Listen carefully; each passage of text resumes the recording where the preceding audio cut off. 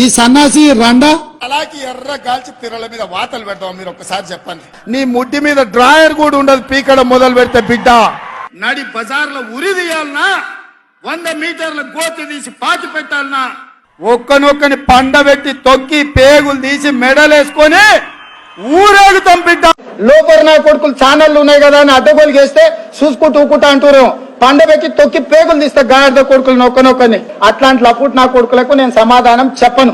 దాని అమ్మ మొగుని ఇంట్లోనే అన్ని తెచ్చి చూపించుకోమని చెప్పు. టీవీలో వేసుకో, నాకేం అభ్యంతరం లేదు. ఓ సన్నాసోడా, సోయలేనుడా, చవట దద్దమ్మ, దిక్కుమాలనోడా, దివానగా నెత్తి మీద కాలు పెట్టి తొక్కకపోతే గుండు కొట్టించుకుంటే నా కొడుకల్లారా రండి. అట్లనే తెలంగాణ ప్రజలు అడవి పందుల్లా అయ్యో అరే సన్నాసుడా, కార్యకర్తలు వాళ్ళని పట్టుకొని యాప చెట్టు కట్టేసి లాగుల తొండలిడ్చి కొడతారని చెప్పి బోర్ల బొక్కలు పండబెట్టి తొక్కుతాం.